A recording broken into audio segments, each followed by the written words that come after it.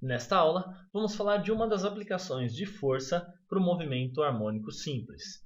É o famoso e conhecido sistema massa-mola. É mais uma aula da série de MHS da física.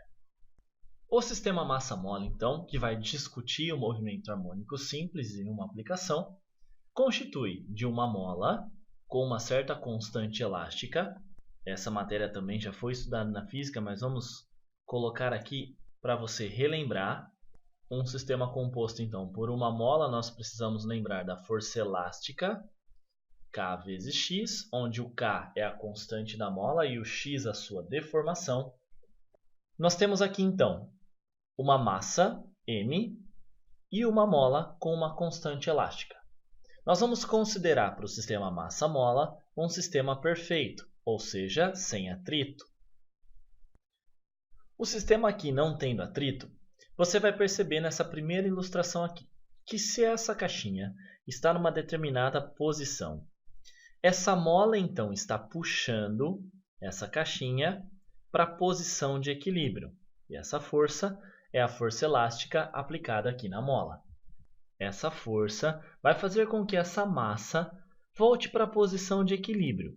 No entanto, como essa massa estava com uma certa velocidade, ela continua o seu movimento até onde a sua velocidade é igual a zero.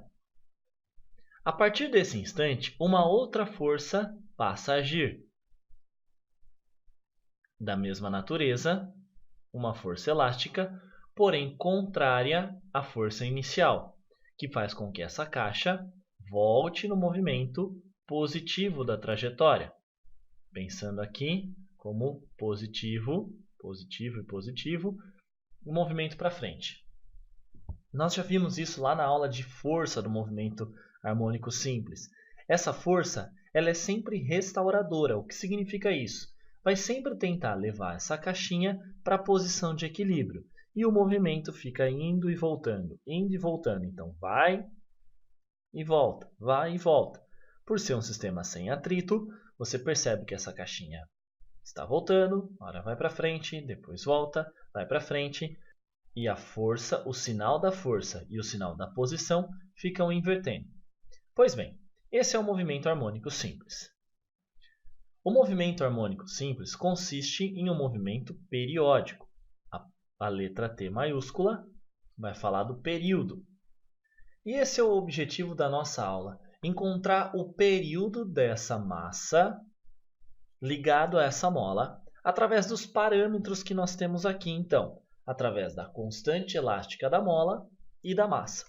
Lembrando que aqui é a amplitude máxima positiva, aqui é a amplitude mínima, que nós chamamos de amplitude negativa, e aqui a posição de equilíbrio dessa mola.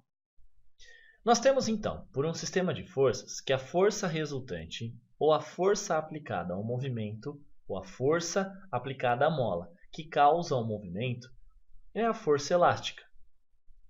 Força resultante é dado por massa vezes aceleração. E aqui, por ser sempre uma força restauradora, ou seja, uma força contrária ao deslocamento, nós vamos escrever como menos kx.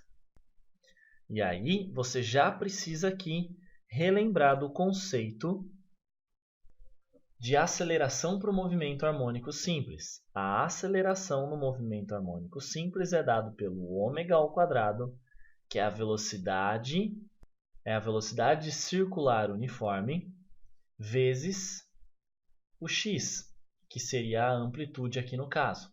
Vamos lá. Substituindo, então, no lugar da aceleração por ômega ao quadrado vezes x, com um sinalzinho negativo, ficará assim. Ômega ao quadrado, m vezes x, igual a menos k vezes x. Se você observar aqui, matematicamente, eu posso cancelar o x e esse sinal negativo, multiplicando os dois lados por menos 1, vira positivo. Com isso, nós teremos, então, ômega ao quadrado vezes m igual a k. Lembre-se que o nosso objetivo é encontrar o período. E aqui nós podemos pensar, então, mais um passo aqui da nossa conta, que até aqui você não tem algo parecido com o período. Porém, vamos de novo à nossa lembrança aqui.